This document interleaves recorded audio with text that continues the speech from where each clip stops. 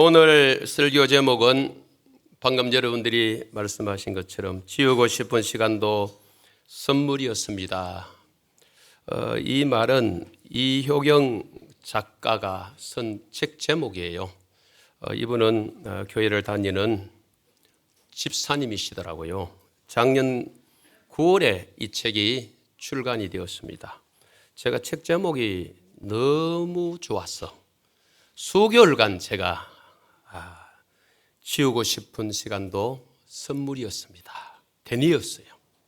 또 추가로 기억하고 싶지 않은 시간도 축복이었습니다. 은혜였습니다. 몇 개월간 제가 이 성경 구절은 아니지만은 제가 묵상을 했었어요. 참 좋은 말이다. 사실 우리 모두에게는 지우고 싶은 시간이 있어요. 기억하고 싶지 않은 시간이 있단 말이죠. 그런데 작가는 그것을 아픔이나 고난이나 실패로 보지 않고 하나님이 주시는 선물로 본 것입니다. 이런 말을 합니다. 우리는 인생이란 긴 장편 영화 한 편과 오늘이라는 단편 영화 한 편을 찍습니다. 영화 속의 주인공은 언제나 나입니다. 나의 삶을 멋지게 연출해 주시는 감독님은 언제나 나의 하나님이십니다. 우리는 찾아갈 고향이 있는 여행자입니다. 이분은 큰아들을 장애아로 두고 있는 분이더라고요. 둘째 아들인가 봐요. 둘째 아들이 장애로 두고 있는데, 그러면서 엄마로서 또 때로는 아내로서 때로는 건강한 아들의 엄마로서 이렇게 살아가는데, 모든 사람의 인생은 소설이 될 수 있고 영화가 될 수 있다고 말합니다. 한 사람 한 사람의 삶을 가만히 들여다보면 눈물겹도록 아름답다고 말합니다. 여러 가지 아픔과 슬픔, 고통과 그 기쁨이 이렇게 하루하루가 모여서 아름다운 별이 되고 시간이 되고 시가 되고 감사가 된다고 표현하고 있습니다. 그래서 지우고 싶은 시간도 사실 우리에게는 선물이었습니다. 이렇게 고백을 하고 있는 것이죠. 여러분 어떻습니까? 설교를 시작하면서 짧은 내용을 들었습니다마는 여러분에게는 기억하고 싶지 않은 시간 있을 겁니다. 또 지우고 싶은 시간들이 있을 겁니다. 이런 어린아이들이 아니라면은, 어느 정도 인생을 사신 분들이라면은 과거를 이렇게 더듬어 올라가 보면은 그건 생각하기도 싫어. 그 일은 떠올리기도 싫어. 그 일은 내 인생에 없었으면 좋았을 뻔했어. 분명히 있을 겁니다. 그것을 우리는 이 작가처럼 생각하지 않으면은 고난이었다, 고통이었다, 참 고통의 터널을 내가 지나온 시간들이었다, 내 인생의 실패였다, 혹시 또 저주였다고 말할 수 있는 사람도 있을 것 같아. 그 시간은 내 인생에 있어서 저주였어. 그때 내 환경은 저주에 가까워서 표현할 수 있지만, 그러나 저자 책 제목을 본다면은, 또 오늘 이 본문 말씀을 우리가 들여다본다면은 결코 저주도 아니고 고통도 아니고 시련도 아니고 선물이었어, 은혜였어, 감사 제목이었어, 이렇게 표현할 수가 있다는 것이죠. 본문에도 지우고 싶은 시간이 선물이었던 사람이 나옵니다. 우리가 너무나 잘 알고 있는 요셉이지요. 본문은 애굽 총리가 된 요셉이 양식을 구하려고 애굽에 온 형들을 만나는 장면을 소개한 말씀입니다. 요셉이 총리 자리에 오르기까지 지우고 싶은 시간이 참 많았습니다. 그 내용들이 창세기 37장, 한 장 넘어서 39장, 40장, 41장 1절부터 36절까지 나오는 것 같아요. 그 내용은 37장을 보면은 아버지의 사랑을 독차지했던 이 요셉이 형들로부터 시기를 받아서 애굽으로 팔려가는 장면이 나오고 39장에서 40장 2장에 걸쳐서 내용이 뭡니까? 보디발의 집에 종살이 하는 중에 누명을 쓰고 어디로 들어갑니까? 바로 옥에 갇히는 장면이 소개되고 있죠. 그리고 41장 37절 이하에서 이제 요셉은 꿈 해석을 통하여서 애굽의 총리 2인자가 됩니다. 42장에서 흉년이 들었을 때 양식을 구하러 왔던 그 형들과 1차 상봉이 나옵니다. 그리고 43장에서 45장을 보시면은 2차 형들과 상봉을 하는 장면이 나오는데 오늘 본문은 그 속에 있는 내용입니다. 본문에서 요셉은 형제들에게 자신의 정체를 밝히며 과거 자기에게 아픔을 준 형들을 오히려 용서하고 위로를 합니다. 또 자신을 판 형들의 행위를 하나님의 섭리라고 해석하는 놀라운 내용이 5절 하반절에서 8절까지 나오는 것을 보게 되죠. 그렇다면 어떻게 이런 해석이 가능한가? 우리 이런 본문을 읽으면서 우리와 똑같은 성정을 가진 요셉인데 그나 나나 똑같은 사람인데 이런 시련을 당하고도 어떻게 형들 앞에서 오늘 본문과 같이 이런 말을 할 수 있느냐는 거죠. 저는 두 가지를 좀 찾아볼까 합니다. 첫째는 하나님을 주어로 보았기 때문에 그렇습니다. 한번 따라해 보실까요? 하나님을 주어로 보는 인생. 5절 앞쪽에 당신들이 나를 이곳에 팔았다고 해서 근심하지 마소서, 한탄하지 마소서. 5절 하반절에 한번 읽어보실까요? 화면을 보시면서 하나님의 5절 하반 시작. 하나님이 생명을 구원하시려고 나를 당신들보다 먼저 보내셨나이다. 요셉의 신앙을 명확하게 보여주는 이 말입니다. 형들은 시기와 질투심을 통해서 요셉을 파는 죄를 저질렀지만은 하나님은 생명을 구원하시려고 자신을 형들보다 먼저 애굽에 보내셨다고 말합니다. 그래서 요셉은 이때 하는 말이 뭡니까? 당신들이 나를 위해서 팔기는 팔았지만은 그게 중요한 거 아니에요. 하나님의 계획이 있었어요. 하나님이 하신 일이요. 이런 반응을 하고 있네. 이게 과연 쉬우냐? 우리가 성경을 읽고 남 이야기니까 쉽게 넘어가고 어떤 사건 사고에 대해서도 남이 당한 것에 대해서는 대수롭지 않게 반응하며 그럴 수 있네 하는데 내가 그 일에 당사자라면 불이 확 올라오죠. 대부분 다요. 못 참지요. 큰 건 아니라고 보여지는 객관적으로 볼 때 말입니다. 그런 일도 작은 일임에도 불구하고 내가 손해보고 내가 조금 자존심 상하는 그런 말을 들었을 때 우리 못 견디잖아요. 속으로 말합니다. 그죠? 그 인간이 다 한 번씩 해보셨을 거예요. 겉으로는 표현이 뭐해도 지가 뭔데 왜 저러지? 요셉이 충분히 인간적으로 해석하면 형들에게 누구들도 아버지 사랑 받지? 뭐? 왜 그래? 이럴 수 있는데 계속해서 한번 성경을 읽어보십시다. 우리 7절입니다. 7절 시작. 하나님이 큰 구원으로 당신들의 생명을 보존하고 당신들의 후손을 세상에 두시려고 나를 당신들보다 먼저 보내셨나니. 8절입니다. 시작.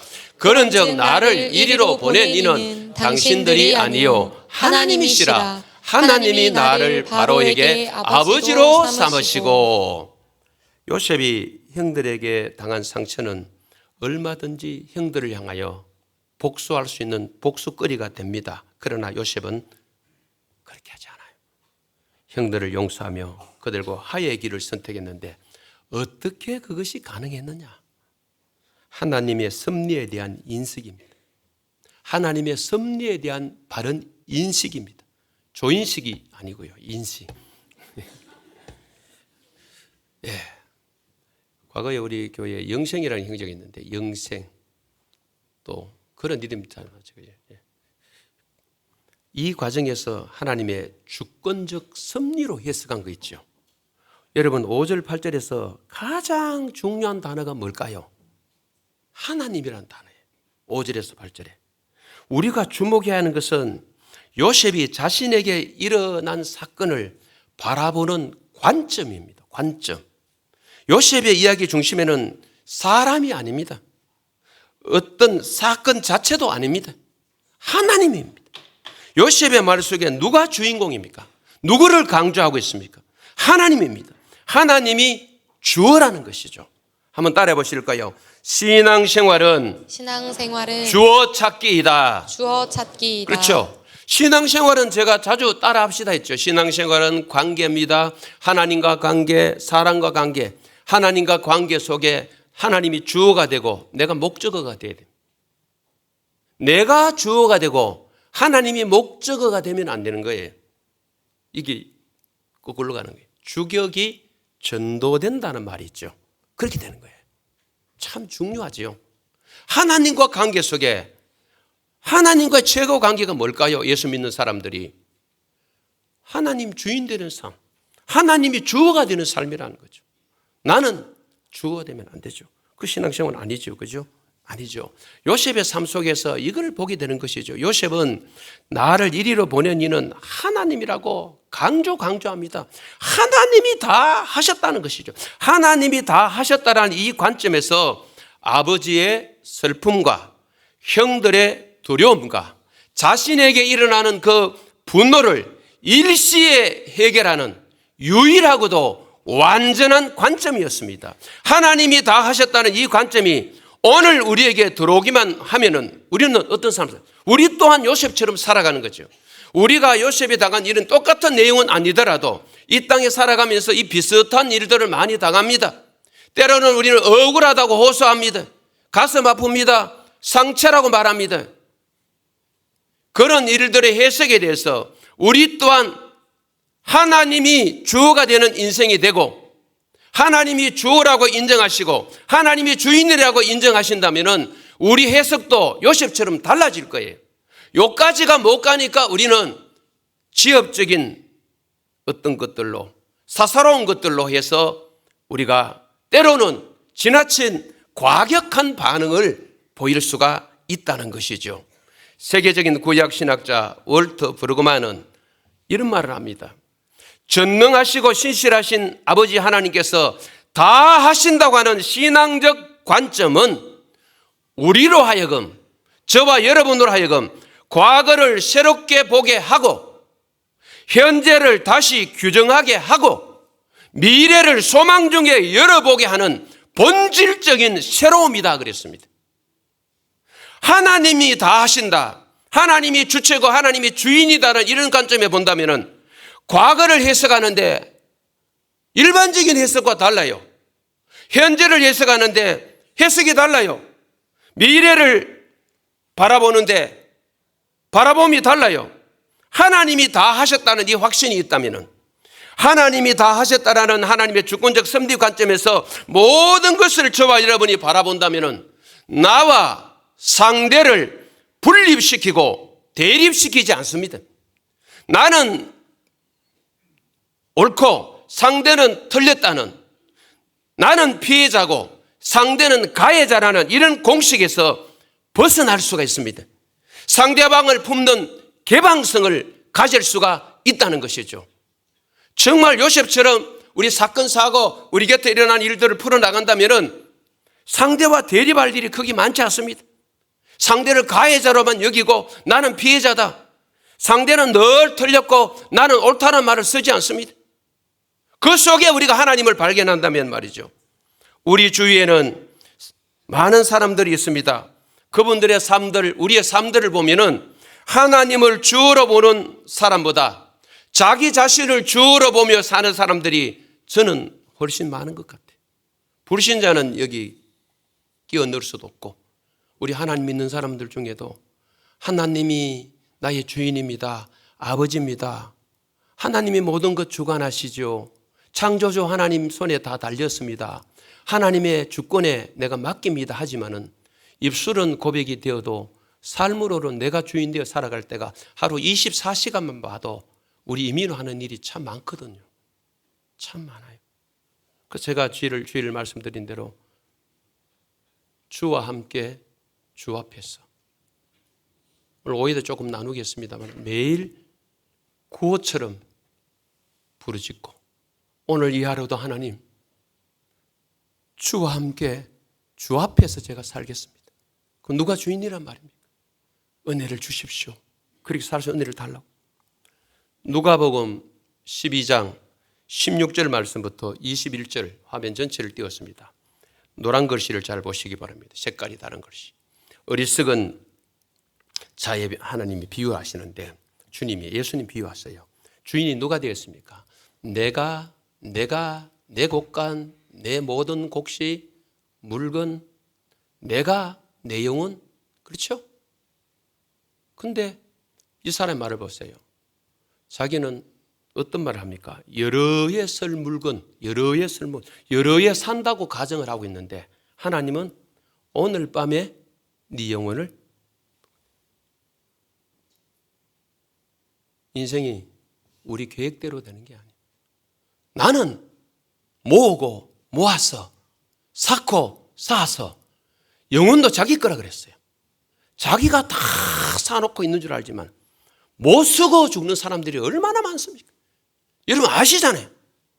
그걸 우리 보면서도 우리는 이 부자처럼, 어리석은 부자처럼 내 거라고 생각합니다. 그리고는 10년, 20년 계획을 해요. 여러 해 동안 내가 모아놨으니까 내 노후는 걱정 없다고 생각해요. 그 노후가 누구 손에 있느냐? 노후를 내가 가질 수 있기도 하고 없을 수도 있어요. 내가 임의로 생명을 연장하는 게 아니지 않습니까? 우리가 연장하는 거 아니잖아요.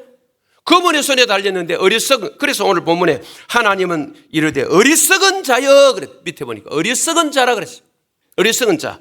여러 해 쓸문을 쌓아두었기 때문에 평안히 쉬고 먹고 마시고 즐거워하리라. 그러나 오늘 밤에 네 영혼을 도로 찾으면은 네가 주인이냐? 네 영혼의 주인도 네가 아니고, 네가 모은 것도 네가 아니고, 곳간에 있는 거 네가 아니다. 네 생명 네가 아니다. 여러 해 좋아하네 하고 예수님 비유로 하신 거예요. 오늘 이 부자만 어리석은 것 아니에요. 오늘 강단에 있는 저와 여기 말씀을 듣고 예배 가운데 있는 여러분들께서도 혹시 이런 전철을 밟고 있지는 않는지를 한번 보자는 거죠. 내가 주인 되겠어. 화면을 내리셔도 되겠습니다. 시편 127편 1절을 한번 읽어보실까요? 시작. 여호와께서 집을 세우지 아니하시면 세우는 자의 수고가 헛되며 여호와께서 성을 지키지 아니하시면 파수꾼의 깨어있음이 헛되도다. 너무 잘하는 구절이죠. 아까 말씀드린 대로 하나님을 주로 삼으면 나는 목적어가, 그렇죠? 내가 주어가 되면 하나님 목적어, 이 주격이 전도되고, 전자는 하나님 중심적인 삶이지만 후자는 자기 중심적인 삶이 되는 거죠. 별 차이 없는 것 같아도 이거는 천냥지 차이입니다. 큰 차이입니다. 오늘 본문에서 요셉은 하나님이라는 단어 외에도 뭘 강조하고 있습니까? 5절을 눈으로 보십시오. 생명구원이라는 단어를 눈으로 보십시오. 생명구원. 7절에 생명보존이라는 단어를 보십시오. 여러분 성경책을 보셔야 됩니다. 또 7절에 큰 구원이라 그랬습니다. 큰 구원. 이 외에도 창세기 42장 18절에 생명보존이라 그랬습니다. 창세기 50장 20절을 한번 읽어보실까요? 창세기 50장 20절을 시작. 당신들은 나를 해하려 하였으나 하나님은 그것을 선으로 바꾸사 오늘과 같이 많은 백성의 생명을 구원하게 하시려 하셨나니. 하나님이 가지고 계신 큰 그림이 이거예요. 많은 사람들, 많은 백성 생명을 구원하는 그림인데, 구원은 하나님 계획의 핵심입니다. 요셉은 자신의 신변 문제보다 더 큰 하나님의 계획을 보았습니다. 자신이 총리가 되는 것에 초점 맞추지 않았습니다. 요셉 이야기는요, 총리가 된 개인의 성공사가 아닙니다. 하나님의 위대한 구원 역사입니다. 요셉은 그것을 이루어 가시려는 하나님의 섭리를 보았죠. 이것을 우리는 섭리신앙이라 그럽니다. 요셉은 하나님의 주권적 섭리를 믿었습니다. 요셉이 한 말들을 보십시오.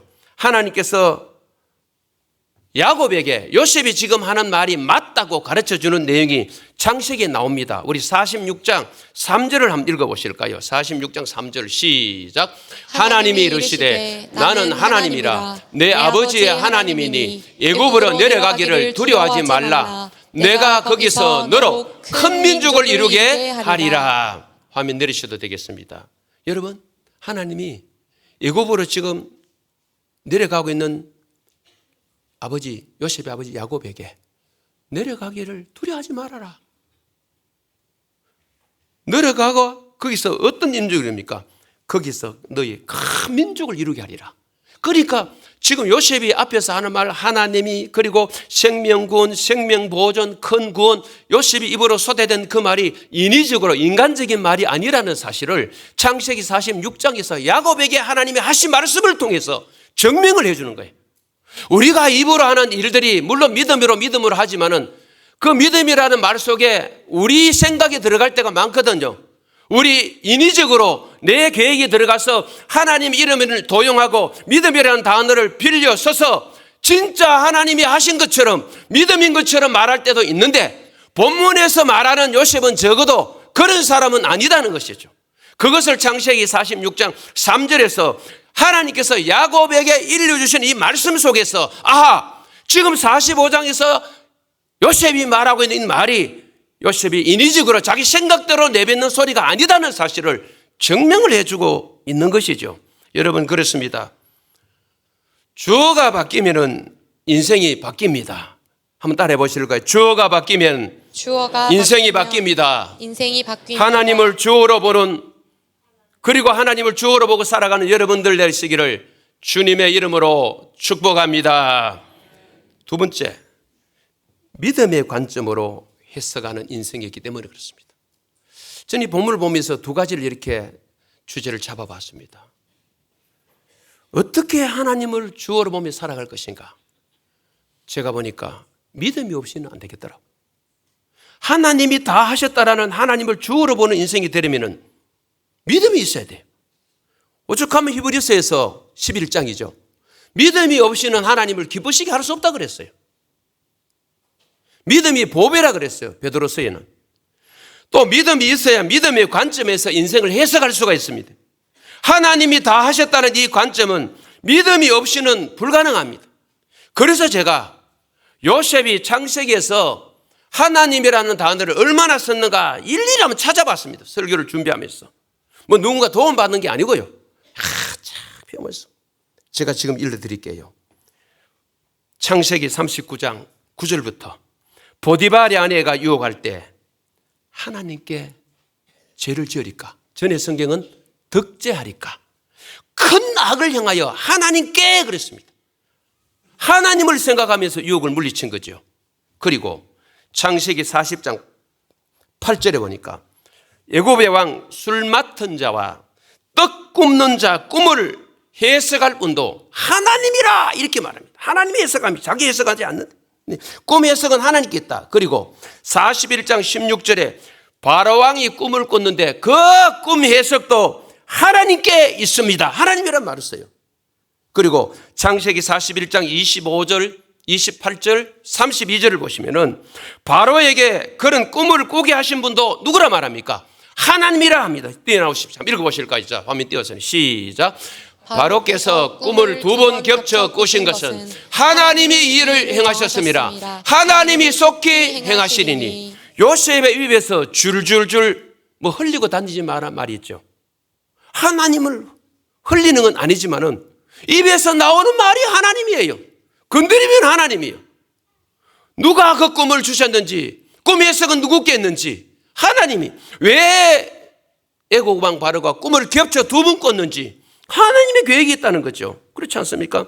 하나님이 이 일을 정하셨습니다. 하나님이 속히 행하시리라. 이뿐 아닙니다. 42장 18절에 양식을 구하는 형들에게 자기는 하나님을 경외하는 사람이라 이런 말이 있어요. 자기 형들에게. 그리고 45장 9절에도 자기가 애굽 전국의 주 총리지요. 총리로 세우신 분은 하나님입니다. 또 이야기하네. 죽을 때도 하나님이 형제들을 돌보실 것이다. 그리고 하나님이 출애굽 시킬 것이요. 출애굽 예고까지 이야기했어요. 50장 24절 25절이죠. 야곱도 출애굽 예고를 했는데 48장 21절에 야곱이 출애굽 예고를 할 수 있었던 것은 하나님께서 알려주셨기 때문이다. 46장 4절입니다. 곳곳에 보시면요. 왜 이 해석을 같이 하느냐. 하나님께서 야곱에게도 알려주시고 아버지죠. 아들 요셉에게도 당신의 계획을 알려주신 거예요. 그러니까 요셉은 하나님에 대한 이런 확신이 있으니까 하나님의 구원 그림에 대한 확신이 있어요. 그 관점에서 믿음을 가지고 다가가는 거죠. 그렇죠. 다가가는 거죠. 그러니까 이들이 하나님 하니까 우리 애굽왕 바로도 등달아서 창세기 41장 38절 39절을 보면 이방인 왕이 하나님 이야기예요. 그리고 요셉을 향하여서 이렇게 하나님의 신에 감동된 자가 어디 있느냐고 말이죠. 세상에나. 이걸 전념이라 그럽니다. 가정에서 여기 계신 여러분들께서 세상 뭐 정권 이야기 할 수 있고 뭐 주식 이야기 할 수 있고 돈 이야기 할 수도 있겠지만은 주가 뭡니까? 자녀들이 모이면은 하나님 이야기 하셔야 돼요. 주님 이야기 하셔야 돼요. 아멘 하시면 좋겠습니다. 마음이 무겁습니까? 우리 입을 통해서 주가 나와요. 17세에 팔려간 요셉이 우리 창세기 37장 2절에 보면 17세가 나오거든요. 그리고 몇 세에 총리가 됐다고 나옵니까? 41장 46절에 보면 30세에 총리가 됐고 오늘 본문에 총리가 된 지 한 2년이 지난 것 같아요. 오늘 2년. 그렇죠? 지난 것 같아요. 아직 5년이 6년, 7년이 5년 남았다. 이때까지 요셉은요. 창세기 37장 이후에 쭉 이렇게 보시면은 형들로부터 팔려다니면서 고통의 시간을 본문까지 본다면 적어도요. 15년 될 거예요. 이 15년 사이에 성경 그 사이를 읽어보시면은 고난 가운데 시련 가운데 있으면서 요셉이 하나님을 잊어버리지 않았어요. 이 복이에요. 보통 사람이 시련 가운데 있고 힘든 상황이 맞닥뜨리면은 하나님이라는 말을 그분을 잊어버리거든요. 요셉은 그렇지 않았다. 마지막 50장의 끝에 보면은 110세에 죽습니다. 110세에 죽을 때도 자기 형제들을 향하여서 하나님이 돌보실 겁니다 하고 죽는 거예요. 그 요셉의 인생은 하나님으로 시작해서 하나님으로 마치는 거예요. 이게 너무 복되더라고요. 그래서 저는 설교를 준비하면서 내가 늦게 예수를 믿었지만은 믿은 이후에 앞으로 하나님 앞에 죽는 그날까지 나도 요셉처럼 하나님 이야기하게 해 주옵소서. 어떤 고난과 시련이 있다 할지라도 하나님을 잊어버리지 않게 해달라고 기도하게 되는 것이죠. 어떻게 이게 가능합니까? 창세기 39장 2절과 21절과 23절에 답이 있어요. 39장에 세 차례 나와요. 하나님이 함께 하시는 거예요. 여러분 형통이 뭡니까? 만사 형통이 뭡니까? 세상적인 형통의 개념은 뭐든지 잘 되는 게 형통이겠지만 그러나 우리 신앙인의 말하는 형통은 하나님이 함께 하심이 형통인 줄로 믿습니다. 그분이 떠나면 불통이에요. 아무리 많이 가졌다 할지라도 아무리 건강하시다 할지라도 자녀가 아랫대가 잘 됐다 할지라도 하나님이 거기에 계시지 않으면 그거는 복도 아니고 형통도 아니라는 것이죠. 주님이 계셔야 돼요. 주님이 함께 하셨다 그랬어요. 어떻게 요셉이 이 삶을 살았느냐? 자기 개인의 뭐 능력, 역량이 있냐? 아니에요. 하나님이 이렇게 쫓겨다니고 팔려가는 누명선 이 요셉과 종살이하는 요셉과 함께 하시니 형통하였더라. 이게 성경의 39장의 세 차례 증거예요. 이런 증거들이 저와 여러분에게 나타나기를 간절히 소망합니다. 여러분, 오늘 이 시대는요, 하나님이 뭐 주어다, 하나님이 다 하신다는 이런 관점은 개인주의가 평배해 있잖아요. 개인의 주관적 자율성이 있고 그 주관적 자율성을 찬양하고 살아가는 오늘날 사람들에게는 사실은 하나님이 다 하신다는 이 말은요, 매력도 없고 사실 인기도 없는 주제예요. 우리가 기독교인이라 할지라도 이 자리에 계셔도 하나님이 함께 하신다는 이 말 단어가 믿음이 좀 없다면 별로 인기 있는 단어가 아니에요. 매력적인 단어가 아니라니까요. 그러나 설교자나 여기 계신 여러분들께서 하나님을 향한 믿음이 있다면 하나님이 다 하신다. 굉장한 말인 줄 믿습니다. 그렇게 다가와야 되는 거예요. 예수를 내가 10년, 20년 믿었는데 하나님이 다 하신다는 이 말에 대한 감동이 없다. 뭐 그렇지 뭐. 개인의 주관적 자율성이 너무 강해서 그래요. 사랑하는 여러분, 믿음으로 사건을 바라보면은 해석이 달라지는 줄 믿습니다. 요셉은 믿음이 있었기에 자생이 일어난 일들을 믿음의 관점으로 해석합니다. 요셉은 자기 생애를 고통으로 해석하지 않습니다. 믿음 없이 고통으로만 해석했다면 하나님의 섭리, 하나님의 큰 구원의 그림은 볼 수도 없었고 요셉이 그릴 수도 없었습니다. 또 형들을 만나 용서도 불가능했겠지요. 그러나 요셉은 그렇게 살지 않았습니다. 여러분, 이 땅의 일들 가운데는 드러난 현상, 표면적이라 그러죠. 표면적으로 드러나는 일들이 있고 이면적인 일도 있어요. 사건의 실체라 그러죠. 우리는 두 가지를 함께 봐야 됩니다. 표면적으로 드러난 일이 설령 그렇더라도 이 표면적으로 드러난 이 일을 통해서 숨어있는 그림은 뭘까? 숨은 그림 찾기처럼 이면에 담긴 건 뭘까? 그걸 봐야 되는데 그걸 본 사람이 다윗이에요. 시므이가 자기 앞에 그렇게 나쁜 짓을 해도 종들은, 다윗의 신하들은 당장 없앨까 싶지만은 손대지 마라. 하나님이 시므이를 통해 내게 하는 거야. 이거 보기 쉽지 않습니다. 목사나 여러분이 이 땅에 살면서 눈앞에 실제 보이는 거기에 따라 해석하지. 우리 집에 왜 이런 일이 일어났을까? 숨은 이면은 뭘까? 교회는 왜 이런 일이 일어났을까? 목사가. 다른 이면은 뭘까? 여기까지 못 들어가고 보이는 현상만 가지고 자꾸 해석하는 거예요. 그 놈이 나쁜 놈이고 이 놈이 좋은 놈이고 그 놈이 문제를 일으켰고 왜 문제가 이면에 일이 일어났는지, 우리 교회는 왜 이런 일이 일어났는지, 우리 가정에는 왜 이런 일이 일어났는지, 이 일로 통해서 하나님이 저와 여러분에게 주시는 메시지는 뭔지, 뭘 알려주고 싶은지 거기까지 못 들어가고 그냥 찔러보고 끝내는 거야. 수박 겉핥기식으로 찔러보고 끝내. 안에 진정한 맛이 있는데 꼭 하나님의 계획인데 이걸 잘 못 보잖아요.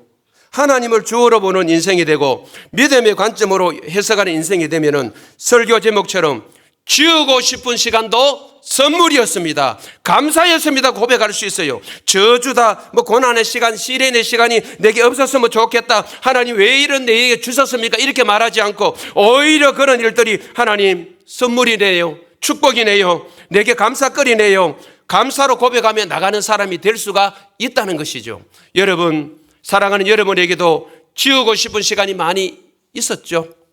연세가 더 높을수록 더 많은 것 같을 수도 있습니다. 사람마다 조금 다르긴 해도요.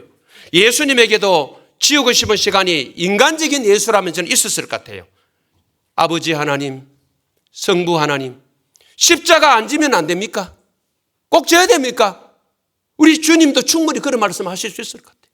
이거 지우고 싶으세요. 십자가 고난. 그러나 인류를 구원하는 이면에 하나님의 계획이 있기 때문에 성자 예수님은 받아들이신 거 아니겠습니까? 저에게도 지우고 싶은 시간이 있습니다. 하나님으로 해석하지 않으면 그 시간은 너무나 아픔이고 상처이고 고난의 터널이라고 할 수 있는 시간들이 있었습니다. 60대 중반까지 제가 살면서 몇 가지 꼽을 수가 있는데 많이 있겠지만은 그 중에 가장 먼저가 제가 손다침입니다. 손에 장애를 입는 시간입니다. 지금도 그 날짜를 저는 기억하고 있어요. 9월 19일, 잊을 수 없는 9월 19일. 내 인생에는 예수 믿고 자유하다 해도 그때 그 상황이 트라우마가 있어서 그런지 남아 있어요. 아직 해결해서 복 받았다고 말은 하지만은 그러나 아픔 현정이 있다고요.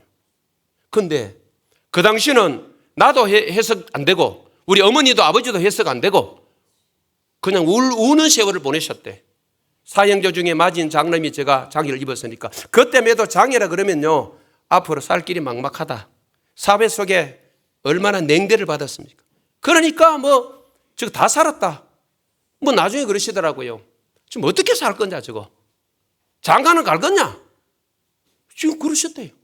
다 이루고 나니까 나중에 이 과정을 거치고 나니까 이야기해 주시는 것이지 엄청나게 우셨다 하더라고요. 특히 우리 어머니께서. 근데 저도 힘들었죠. 그래 세월이 지나면서 예수를 믿고 목사가 되고 그 전에 우리 형제들에게 복음을 전하고 어머니가 교회에 오시고 아버지가 교회에 오시고 동생들이 예수 믿고 가족 구원이라는 놀라운 그림이 그려져 있는 거예요. 요셉으로 본다면 요셉 가족 구원뿐 아니라 한 나라를 이루가 나오잖아요. 그죠? 나중에 이런 그림이 하나님의 큰 그림이 그 속에 있는 거예요. 저도 그래요. 요셉처럼 그런 큰 그림은 아니라 할지라도 정말 유교적인 집안이고 불교적인 집안에 아버지는 요즘 말하면 장례 지도사, 좀 더 고시간 말로 지관, 좀 더 쉬운 말로 풍수, 이런 집안에 내가 만약에 이런 일이 없었다면 가정입니다. 우리 가정에 복음이 들어왔겠느냐? 그건 하나님이 하실 일이지만, 그렇죠? 그리고 1993년도 개최가 계직되는 5월 23일 날 주일날 부목사로 있다가 갑자기 사직서 내세에서 쫓겨났던 그 시절 아직도 기억납니다. 그 당시는 교회가 이럴 수 있나? 교회가 뭐지? 세상도 이렇게 하지 않는데 장로님들이 뭐지? 그리고 그분들께서 하신 말들이 아예 기전에 몇 명 돕니다. 용서는 다 됐지만. 그러나 조금 지나니까 개척에 대해서 내가 미진미진할 수 있으니까, 도전 정신이 약하니까 아예 하나님께서 단방에 잘라버리시니 바로 사직서를 내. 그리고 교회를 시작. 가장 잘하시는 하나님, 나를 잘하신 하나님, 미래의 그림을 하나님이 그때 그리고 계셨는데 나는 그 그림이 선명하지 않아서 미적거릴 수 있는 그 시간에 하나님은 단방의 장로님들을 통해서, 그 나중에 보니까 장로님들 하신 게 복이더라고요. 그 지금은 전혀 관계에 문제가 없습니다. 뭐 많이 고인도 되시고 하셨지만 그 뒤에 노예에서 만났을 때 아무런 문제가 없어요. 시간이 좀 지나니까. 처음에는 힘들었어요. 그렇죠? 코로나 시기 2020년 12월 20일 주일, 그때부터 며칠간 잠을 잤어요. 저 짧은 일지에 고통의 날 고통의 밤 유유유유 잠 못 잤어요. 하나님, 이게 뭡니까? 교회가 잘하려고 장소 빌려줬는데 이게 뭡니까? 너무 힘들었어요. 근데 저의 목회를 동사 목회로 접어들게 하기 위해서 나는 동사 생각 없었습니다. 5년 조기연대 정도는 생각하고 있었습니다. 그때 이미 많이 남았습니다. 하나님은 네 일선에서 물러나기를 원하셨던 것 같아요. 그래서 뒤에 지나고 보니까 코로나도 내게 우리 교회에 뭐다? 복이었습니다. 시간이 지나니까 우리가 어떤 일을 당하면은 그때 당시 무릎을 못 쳐요. 그 단장 못 쳐요. 인간인지라. 시간이 좀 지나면은 이러시려고 하나님 하셨습니다 하고 감사합니다. 그래, 지우고 싶은 그 시간도 하나님의 선물이었군요 하고 고백한다니까요. 기억하고 싶지 않은 그 시간도 하나님이 주시는 감사거리였군요 고백합니다. 저와 여러분이 이렇게 되기를 간절히 소망합니다. 말씀을 정리합니다. 요셉처럼 우리도 하나님을 주어로 보는 인생이 되었으면 좋겠어요. 주어로 보는 인생이 되려면 믿음의 관점으로 해석하는 인생이 되는, 믿음이 없이는 하나님을 주어로 인정하지 못하잖아요. 그렇다면 우리에게 다가오는 많은 여러 가지 지우고 싶은, 기억하고 싶지 않는 그런 시간들, 사건들이 선물이요, 축복이요, 감사거리요, 감사 제목이라고, 은혜라고 고백할 수 있을 것 같아요. 저와 여러분이 그런 삶을 살아갔으면 좋겠습니다. 승리하는 저와 여러분이 되기를 간절히 소망합니다.